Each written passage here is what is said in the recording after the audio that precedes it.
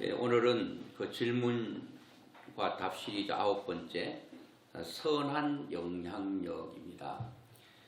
제가 지난해에 질문 시리즈 17번째 똑같은 제목 선한 영향력이라고 하는 그런 말씀의 제목으로 우리가 말씀을 함께 나눴는데요.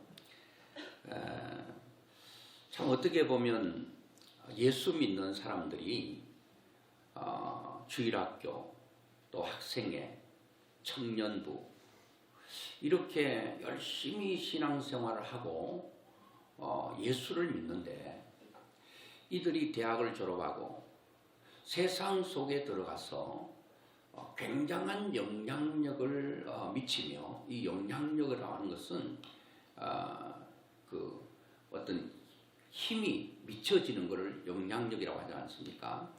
영향력을 발휘해야 되는데 어떻게 보면 예수는 잘 믿는 것 같고 믿는데 세상 속에서 너무나도 청년들이 무기력하고 힘이 없는 것들을 많이 보게 됩니다.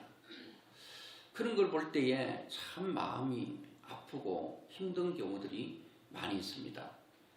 제가 교육전도사로 일할 때도 그렇습니다. 청년대학부를 맡을 때도 그렇고 교회는 열심히 다니고 기도는 열심히 하고 예배는 열심히 드리는데 그들이 각 자기 전문 분야에서 모든 면에서 영향력 있게 일하는 청년들이 물론 없는 건 아닌데 많지 않는 것을 볼 때에 참 안타까움이 있어요.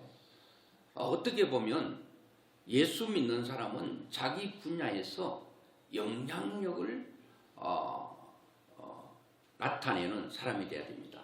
그렇다고 해서 무슨 거드름 피우고 교만하라 그런 얘기는 결코 아닌 것입니다. 그런데 우리가 어떻게 하면 예수 믿는 사람으로 선한 영향력을 미치며 살아갈 수 있을까? 거기에 대해서 오늘 또 말씀을 좀 나누기를 원하는데요.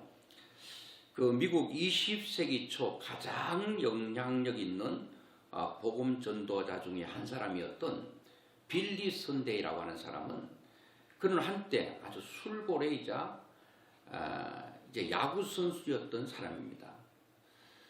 당시 미국 남녀노소 3분의 2에 달하는 8천만 명이 그에 세련되지 않지만 죄와 구원에 대한 열정적인 복음을 전가할 때에 많은 사람들이 하나님께로 그야말로 몰려 나오다시피 했습니다.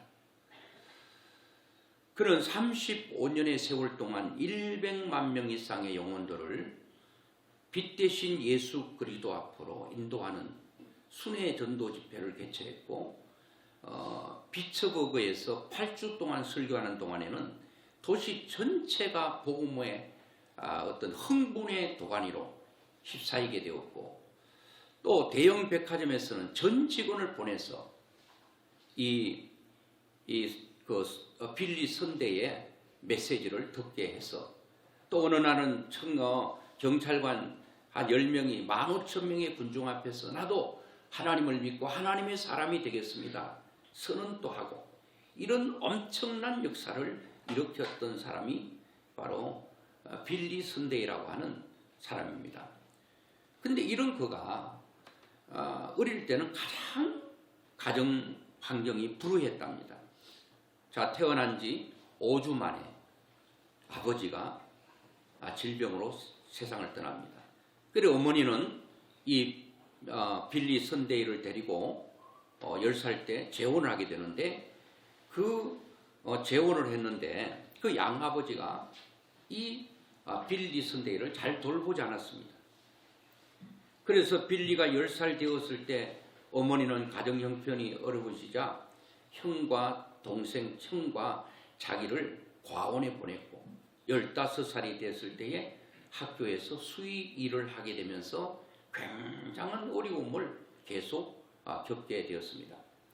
그런 젊은 고달픈 삶 가운데 그가 처음으로 진짜 일을 하나 얻었다고 하는데 그게 바로 아이오와 주에 있는 그 마셜타운에서 장의사에 보조하는 일을 했습니다. 그러면서 가진 고난과 역경 가운데 고등학교도 제대로 나오지 못했지만 오래된 얘기긴 하죠. 1880년대이긴 하지만 야구 선수가 되었는데 야구 선수 중에 발이 가장 빠른 선수로 유명해서 시카고에 있는 이 화이트삭스의 주장인 밥 앤슨에게 영입되어 그는 21살이 되었을 때에 아주 메이저리그에서 스타 선수가 되었습니다.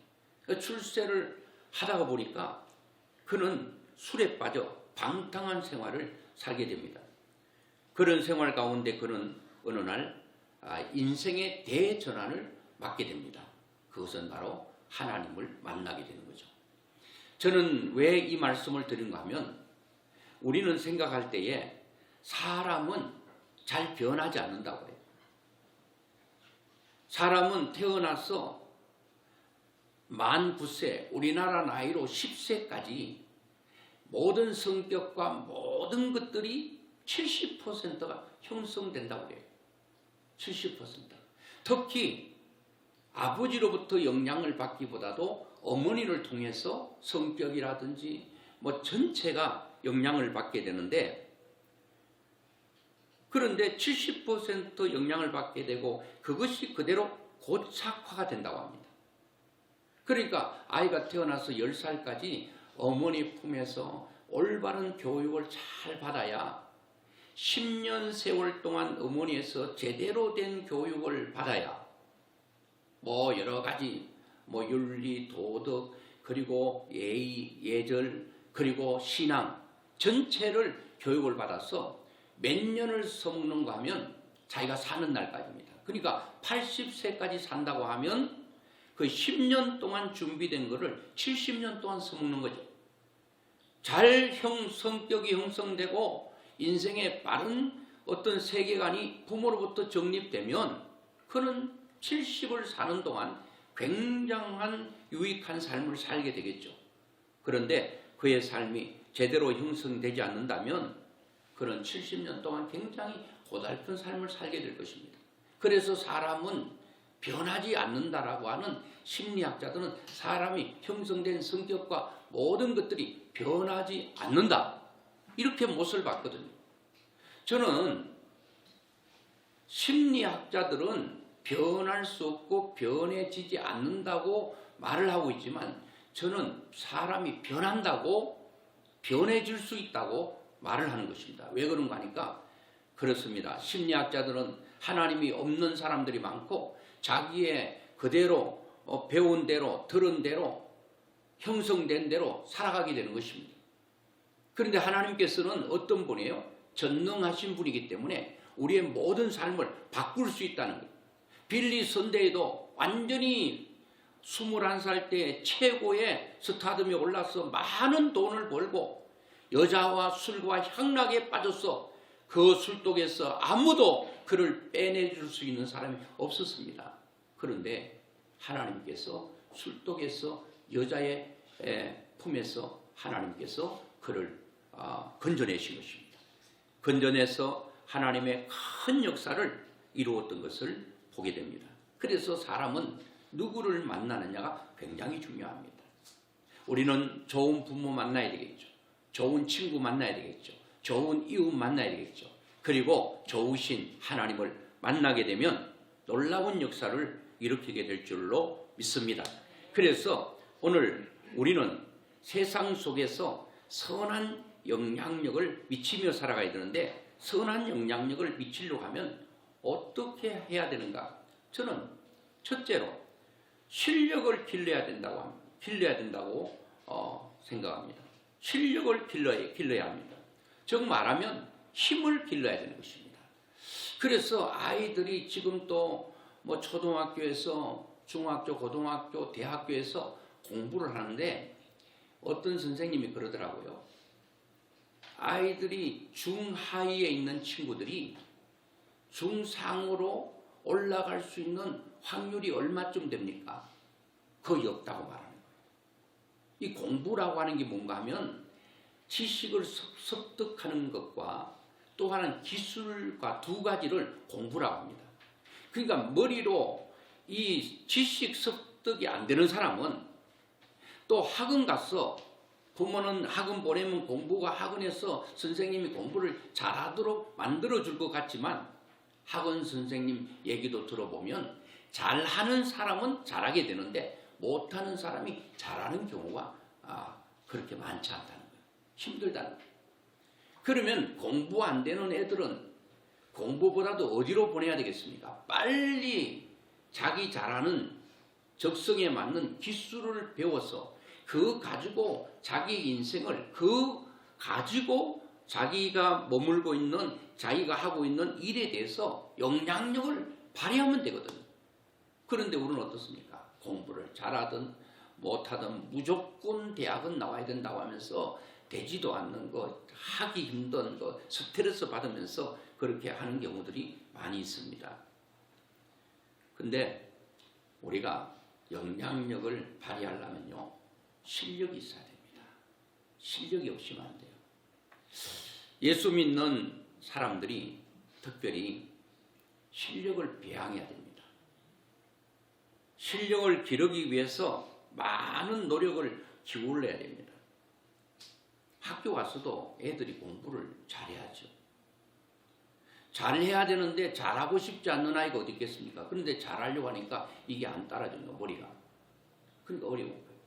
그러니까 공부가 안 되면 애가 잘하는 기술적으로 해서 꼭 대학은 나와야만 되는가? 그렇지 않을 수가 있다고 하는 것입니다. 이 실력을 기르기 위해서는 그냥 되지 않습니다. 내가 노래를 부른다고 되는 게 아니에요. 거기에 대해서 무단히 노력을 해야 되는 거죠. 자기가 하고 있는 분야에서 공부면 공부, 기술이면 기술, 연구면 연구, 사업이면 사업, 그 가운데 최고가 되기 위해서 최선을 다해야 됩니다. 누구하고 견주고 누구하고 겨루어도 조금도 뒤지지 않고 부족하지 않은 정도. 그렇게 올라가야 우리는 영향력을 발휘할 수 있다는 거예요. 그렇다면 최고가 1등이면 다냐? 1등만 기억하는 더러운 세상. 이렇게 하면서 개그맨들이 말하기도 하더라고요. 여러분, 세상은 꼭 공부의 1등이 아닙니다. 내가 지금 하고 있는 분야에 최선을 다해서 거기서 그래야 다른 사람들에게 좋은 유익의 영향력을 발휘할 수 있다는 거예요. 공부 잘해야 된다 그런 얘기를 하는 게 아닙니다. 하나님께서 모든 사람들에게 주신 재능이 있거든요. 그 재능을 발견해서 그 재능으로 최선을 다하면 되는 거예요. 어떤 사람은 공부가 재밌고 공부가 제일 쉽다는 사람이 있는데 공부 안 되는 사람은 스트레스 받는 얘기죠. 우리 이제 대학 가기 위해서 1등, 전국에서 1등 한 아이들 다 인터뷰하잖아요. 어떻게 공부했습니까?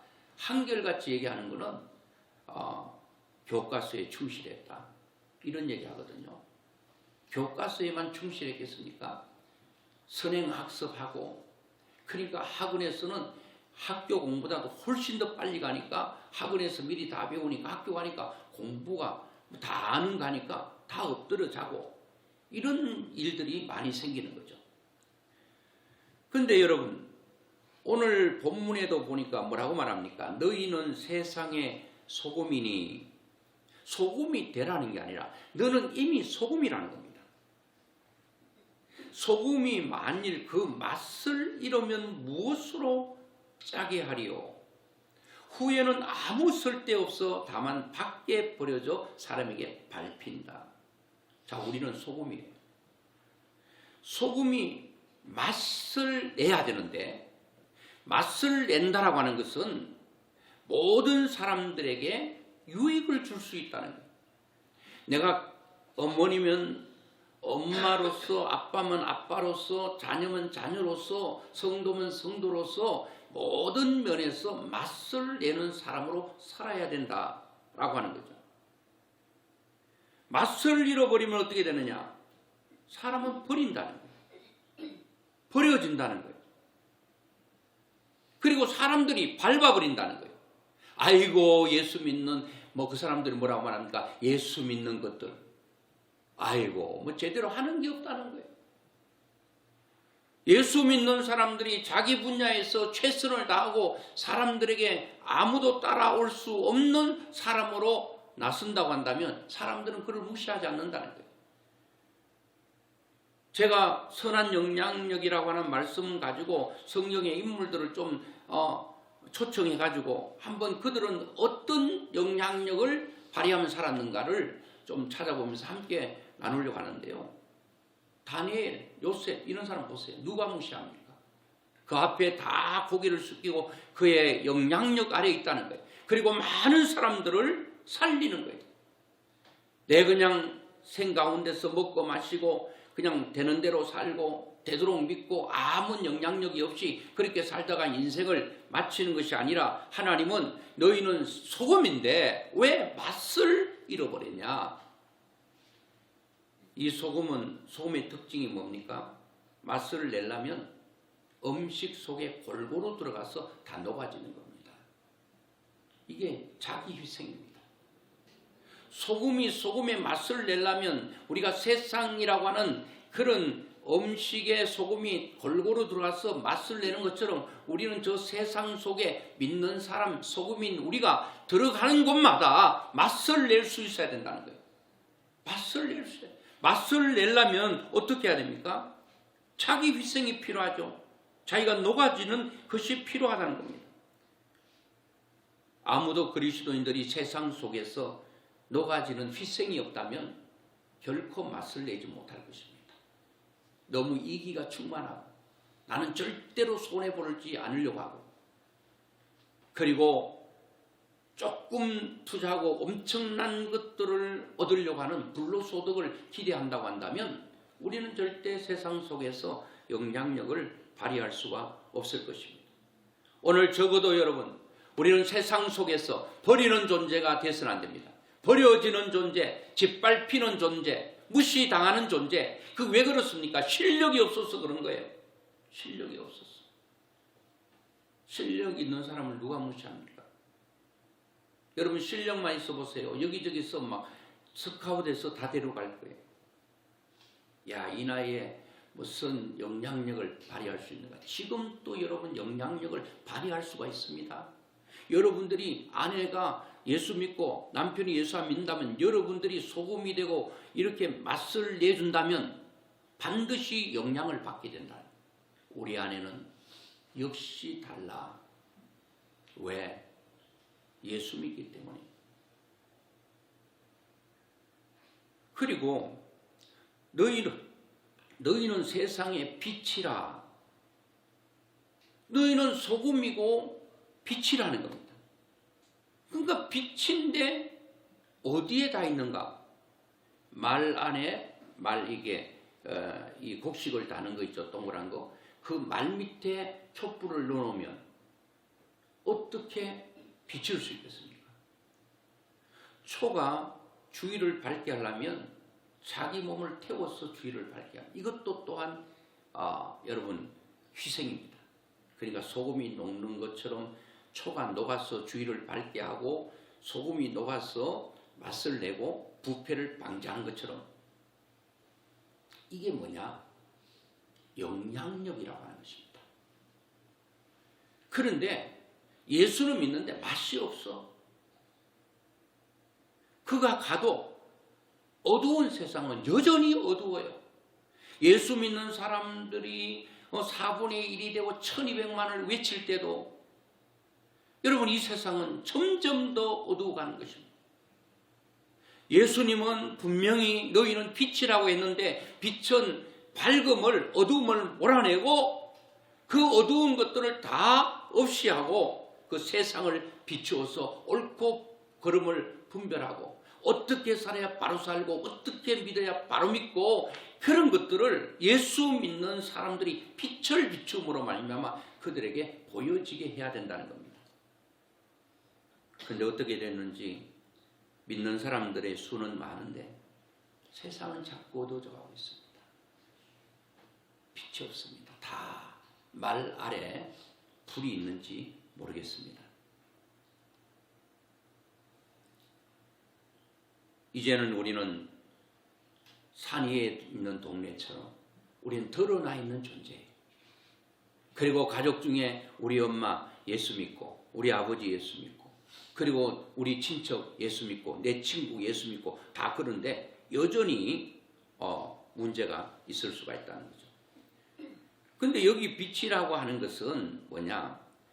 너희 빛이 사람 앞에 비치게 하여, 빛이 사람에게 비추라는 겁니다. 그 빛이 뭐냐? 너희 착한 행실이라는 겁니다. 착한 행실. 말이 다르고, 생각이 다르고, 행동이 다르고, 뭔가 자꾸 비춰져서 이게 영향이 미쳐져야 된다. 어두움을 몰아내고 새로운 세상이 되도록 바꾸는 것.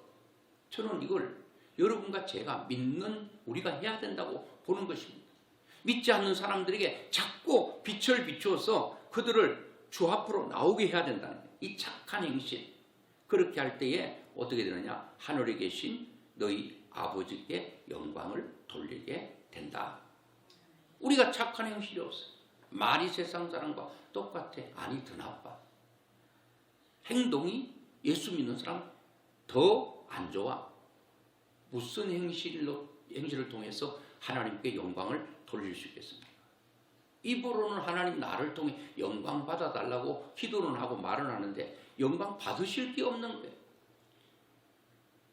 역시 세상 사람들은 예수 믿는 사람 볼 때에, 그 친구를 볼 때 역시 달라. 역시 달라. 하나님을 믿으니까, 예수 믿으니까, 교회 다니니까 달라. 그럴 때 하나님께서 그 믿지 않는 사람의 입을 통해서 영광을 받으신다는 거예요. 누가 그의 접촉제 이 관계가 됩니까? 내가 나를 통해서 하나님 이름이 욕되게 되기도 하고 하나님께서 영광을 받으시기도 한다는 겁니다. 자, 이 빛이 뭐냐? 여러분과 제가 어떻게 착한 행실을 할 수 있겠습니까? 부족해. 우리는 다 허물과 죄로 이미 죽어 우리의 양심과 모든 게 마비됐기 때문에 우리 행실이 올바를 수가 없어요. 그런데 이 빛이 어떤 빛이냐고 보니까 요한복음 1장 5절에 보니까 빛이 어두움에 빛이 돼 어두움이 깨닫지 못하더라. 빛이 어두움에 비쳤습니다. 이 빛이 뭐냐? 그는 이 빛이 아니요. 그는 이 빛. 그러니까 세례 요한은 이 빛이 아니요. 이 빛에 대하여 증언하러 왔다. 세례 요한을 사람들은 빛이라고 하니까 이 빛이 아니고 나는 이 빛을 비추기 위해 왔다 라고 하는 것은 빛을 예수 그리스도를 말하고 있거든요. 예수 그리스도가 빛 대신 그리스도 복음이 예수님이 우리 속에 오면 그 빛을 우리는 비추게 된다는 거예요. 이 복음을 사람들에게 비추게 되고 그러면 우리가 그 복음을 통해서 많은 사람들이 예수를 믿게 되고 또 예수를 믿게 된다는 것은 하나님 볼 때 이게 착한 행실이라고 보는 것입니다. 내가 믿는 빛 대신 예수 그리스도를 다른 사람에게 비춰서 그 사람 또한 빛 대신 예수님을 가슴 속에 영접하면 그들이 착한 사람으로 하나님 보시고 이 믿지 않는 사람이 믿음으로 말미암아 하나님께 영광을 돌리게 된다라고 하는 것입니다. 그래서 오늘 우리는 이 빛이라고 하는 착한 행실이라고 하는 것은 우리의 윤리와 도덕도 포함하지만 그러나 그 예수 그리스도의 빛을 말합니다. 제가 지난번에도 한번 이 예를 들은 적이 있는데요. 이 폴이라고 하는 한 회사원이 뉴욕에서 아주 중요한 미팅을 마치고 자기 팀과 함께 공항으로 집으로 돌아가기 위해서 가는 길이었습니다. 그날이 금요일 오후 저녁 시간이었습니다. 그러니까 우리나라도 그렇고 미국도 그랬는가 봅니다. 교통 체증이 심해서 택시가 잡히지 않고 간신히 택시 한 대를 잡았습니다. 그리고 이 택시를 타야 공항으로 와서 그 비행기를 탈 수 있는 아주 시간도 절박한 그런 상황이었습니다. 그런데 아마 동료들이 뛰어가다가 이 갑판에서 과일과 채소를 파는 할머니의 갑판을 발로 차고 지나갔는가 봅니다. 그러니까 갑판은 땅으로 떨어지고 할머니가 하고 있는 그 과일과 채소는 이리저리 다 흩어져 널브러져 있었습니다. 그리고 폴의 일행 중 어느 한 사람도 거기에 대해서 관심을 가지지 않습니다. 택시 타기에 급급합니다. 택시를 잡았던 그 사람이 폴을 빨리 부르면 빨리 와야 이 택시를 타야 우리가 뉴욕으로 갈 수 있어. 비행기를 놓치지 않아. 그런데 폴은 먼저 가라고 그들을 일행을 보냈습니다.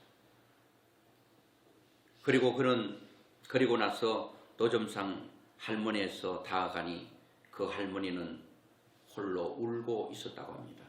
자세히 가서 봤더니 앞을 보지 못한 시각장애 할머니였습니다. 눈이 성한 사람 같으면 갑판에서 떨어진 과일을 주고 채소를 주어서 갑판 위에 다시 올리면 되는데 이 할머니는 시각장애자이기 때문에 볼 수가 없습니다. 어디에 과일들이 흩어져 있는 것도 알 수가 없습니다. 폴이 할머니에게 다가가서 과일과 채소를 다 주워 담아서 또 정리를 했습니다.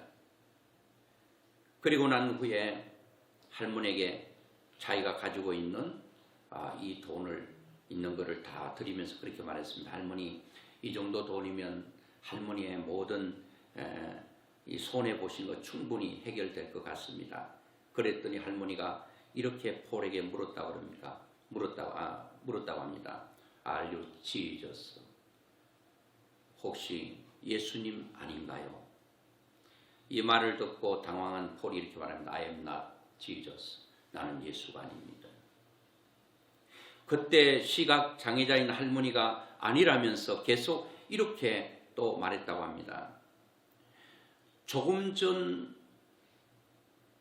이 갑판대에서 자기의 과일과 야채가 땅에 떨어질 때 제가 도움을 요청할 분이 없어서 예수님, 그 도움을 요청할 분은 예수님 한 분밖에 없어서 저는 이렇게 기도했습니다. Jesus, please come help me. 예수님 제발 오셔서 저를 좀 도와주세요. 그랬는데 그 기도가 끝나자마자 당신이 오셔서 나를 도왔습니다. You must be Jesus. 당신이 분명 예수입니다. 당신이 예수인 게 틀림없습니다. 왜? 내가 Jesus please come help me. 예수님 오셔서 나를 좀 도와주세요. 그랬을 때 바로 그 기도가 떨어지기 전에 오셔서 다 도와줬기 때문에 You must be Jesus. 당신은 예수인 것이 틀림없습니다. 이 영어를 그대로 직역하면 You must, 당신은 해야만 한다. 돼야만 한다. 뭐요? 예수가 돼야 된다. 이건 굉장히 위험한 그런 발언이기도 합니다. 당신은 예수가 돼야 됩니다. 예수여야 합니다. 그건 할머니의 고백이라는 거예요. 당신이 예수가 아니고서야 어떻게 이런 일들을 할 수 있는가라고 하는 고백이죠. 그때 폴이 말합니다. I am not, never Jesus. 나는 결코 예수가 아닙니다. 그때 할머니는 또 말합니다. You must be Jesus. 당신은 예수가 틀림이 없습니다. 이 폴과 할머니의 실랑이가 계속 이어집니다. 당신은 예수가 맞습니다. 아니고 나는 예수가 아닙니다. 그렇게 하고 폴은 당연히 뉴욕 가는 비행기를 놓치고 뉴욕에서 호텔에서 하룻밤을 묵는데 그날 밤 누워서 잠이 오지 않아서 생각을 하고 있는데 폴 자신에게 이런 질문을 던졌다고 합니다. When was the last time someone confused you for Jesus? 이 말이 무슨 말입니까? When was the last time? 언제였던가? 뭐가요? Someone confused 내가 착각하고 혼란했을 때가 언제였던가? 무슨 혼란, 무슨 착각? You for Jesus. 당신이 예수라고 하는 그런 말을 들은 적이 언제였던가? 당신은 예수처럼 보였던 사람들이 오히려 나를 보면서 혼란스러웠을 때, 착각했을 때가 언제였던가? 자기 자신에게 물어봤다는 거예요. 이 할머니가 당신은 예수다라고 말할 때 내가 언제 이런 얘기를 들어봤던가? 그때가 언제였던가를 생각했다는 거예요. 여러분들은 믿지 않는 여러분 가족, 친구, 지인들에게 야, 저분은 예수님이야. 예수님이라고 한다고 해서 내가 I am Jesus 그래 보면 이제 교주가 되는 거죠. 내가 예수라고 하는 게 아니라 다른 사람들이 야, 저분을 보니까 예수님과 너무나도 흡사해. 그런 얘기를 들은 적이 여러분 언제입니까? 다른 사람들이 나를 보고 예수라고 착각할 정도로 그런 얘기를 들을 때 내가 혼란스러웠을 때가 언제였던가? 여러분들은 이런 얘기를 누구를 통해 언제 들어보셨습니까? 많은 사람들이 우리 아버지가 믿는 하나님이 그런 하나님이라면 안 믿겠다. 우리 어머니가 믿는 하나님이 그렇다면 안 믿겠다. 제가 알고 있는 분은 형제가 잘 믿습니다. 직분도 아주 있습니다. 동생이 이렇게 말합니다. 형이 가는 천국이라면 자기는 천국 안 가겠대요. 위험한 말이긴 하지만 얼마나 형이 동생의 마음을 아프게 했으면 형이 가는 천국이라면 자기는 천국 안 가겠다니. 천국 안 가면 어디 가야 됩니까? 지옥 가야 되잖아요. 그 정도로 이 땅에서도 보는 게 지긋지긋한데 천국에서도 또 그런 얼굴 봐야 돼? 그런 사람도 있잖아요. 오늘 여러분, 우리는 세상 속에서 소금처럼 빛처럼 주위를 밝게 하고 그리고 맞설 내는 사람으로 살지 않으면 우리에게는 희망이 없습니다. 예수 믿지 않는 사람들을 가족이 됐든 누가 됐든 주 앞으로 인도하기 어렵습니다. 자기 희생이 없으면 또 세상에서 영향력을 발휘하려면 지금도 계속 자기의 실력을 배양하고 계속 나가야 된다는 겁니다. 선한 영향력을 여러분 미치기 위해서 여러분 우리는 실력을 길러야 되겠죠. 즉 힘이 있어야 된다는 겁니다.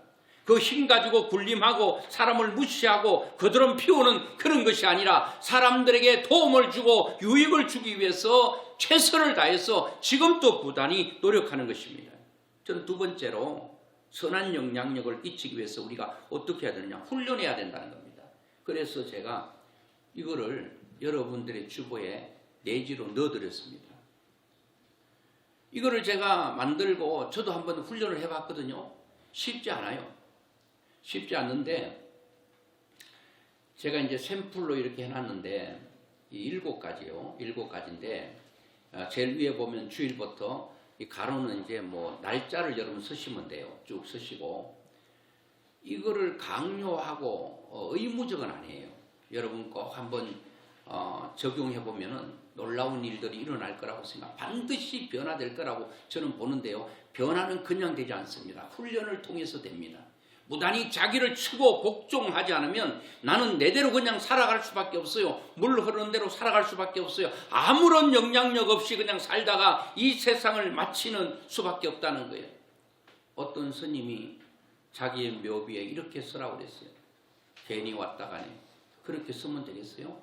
괜히 왔다 밥만 축내고 가면 되겠습니까? 안 되죠. 하나님은 너는 소금이라고 그랬고 너는 빛이라고 그랬는데 빛을 비춰야 되고 소금이 녹아서 맛을 내야 되는데 그러려면 나를 변화시켜야 된다는 거예요. 하나님이 우리를 변화시킬 수 있다는 겁니다. 그거는 나를 이런 틀에 나를 무단히 집어넣고 나를 계속적으로 훈련해야 된다는 겁니다.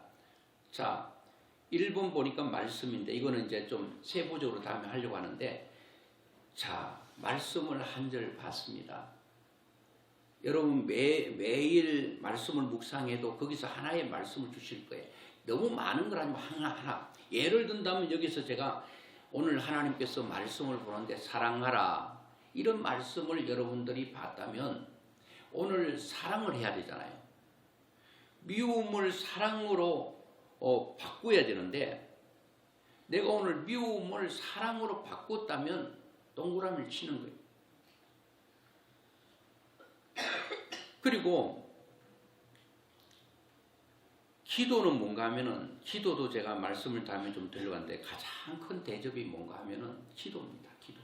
목사가 성도들의 가장 큰 대접은 저는 기도라고 봅니다. 이것보다 더 큰 대접은 없다고 봅니다. 그래서 제가 새벽에 여러분들의 이름을 불러가면서 기도하는 것은 목사로서 가장 큰 대접을 여러분들에게 한다고 저는 믿고 있는 거예요. 그러다 생색내는 거 아닙니다. 하나님께서도 그런 부분은 좋아하시고 기뻐하실 거라고 생각돼요. 여러분들이 저에게 갈비를 사주고 뭐 엄청난 선물을 해주고 그것도 중요하겠지만 그렇다고 해서 해달라는 얘기는 아니에요. 또 해주면 또 받긴 하지만은 어쨌든 그것보다 더 중요한 게 뭐냐? 여러분들이 저를 위해서 기도해 주시는 거예요. 사람이 있고 또 짐승이 있습니다. 아이고 짐승 같은 사람. 그 짐승 같다고 해서 짐승 되는 건 아니에요. 그런데 누구 보고 짐승 같다고 말합니까? 은혜를 모르는 사람을 짐승 같다고 표현해요. 우리가 하나님의 은혜 가운데 지금 살고 있어요. 여러분들이 교회 나온 것은 하나님의 은혜예요. 지금 이 자리에 있다는 것은 하나님의 은혜입니다. 찬송할 수 있으면 하나님의 은혜입니다. 기도할 수 있으면 또 하나님의 은혜입니다. 예배할 수 있으면 또 하나님의 은혜입니다. 모든 것들이 하나님의 은혜인데 하나님께서 주신 것에 대해서 감사할 줄 모르면 이거는 사람이 아니다 그 말입니다. 자, 그런데 제가 여러분을 위해서 최고의 대접이 기도라고 해서 기도를 대접했는데 여러분들은 저에게 대접을 안 해주면 꼭 받겠다 그런 얘기는 아니지만 그만큼 중요하다는 거예요. 제가 여러분들을 위해서 기도하니 여러분도 저를 위해 기도해 줘야 됩니다. 이런 게 강요나 어떤 의무와 그런 것들을 말하는 게 아니라 굉장히 중요하다는 겁니다. 오늘 내가 하나님을 의식했다면 그건 기도예요. 오늘 아침에 일어나서 하나님을 의식했다면 오늘 여러분들은 동그라미를 치는 거예요. 하나님을 의식했다.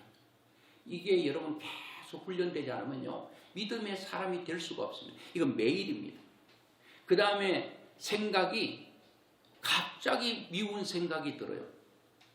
주는 것 없이 미운 사람 있잖아요.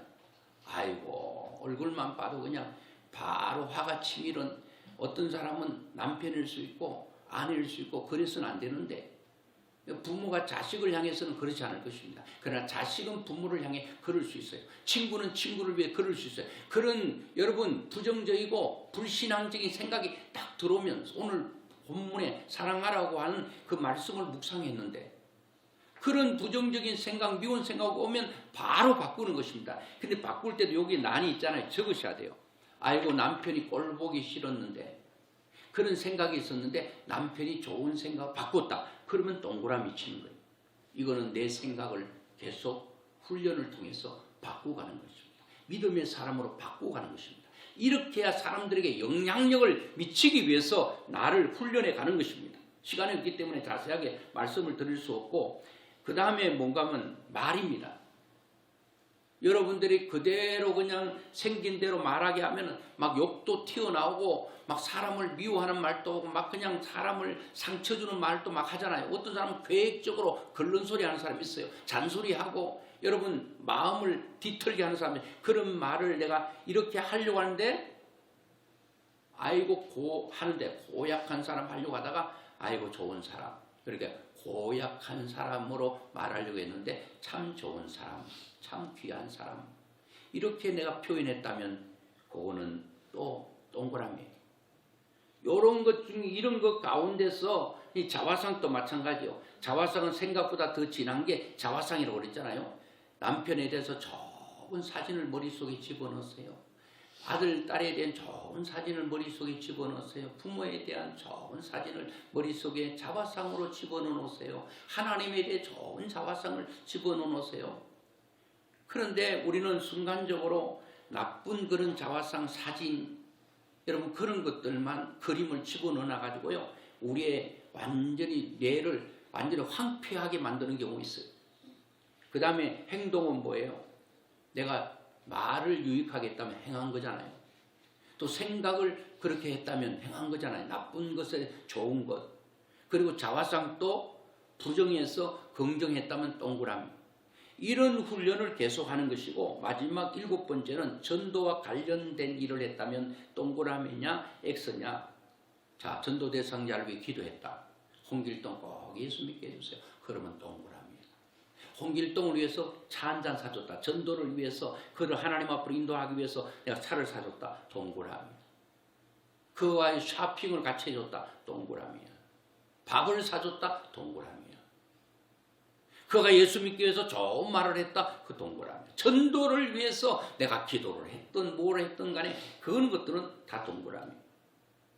그러니까 결국은 내 부정적인 내 이 머리의 구조를 긍정으로 바꾸고 불신앙을 신앙으로 믿음으로 바꾸는 작업이에요. 이미 여러분 우리는 죄로 말미암아 우리의 뇌는 부정으로 깊이 고립하여 있기 때문에 그냥 놔두면 다 부정으로 불신앙으로 흘러갈 수밖에 없어요. 이게 자연적입니다. 가르치지도 않았는데 아이들이 욕부터 배우잖아요. 희한하잖아요. 왜 가르치지도 않는데 욕부터 배워요? 좋은 말은 안 배워요. 그래서 제가 그 애를 이제 내가 낳은 건 아니지만 그 큰애가 태어났어요. 그래서 제일 먼저 하는 게 뭐 하다가 엄마를 제일 먼저 한다고 그래요.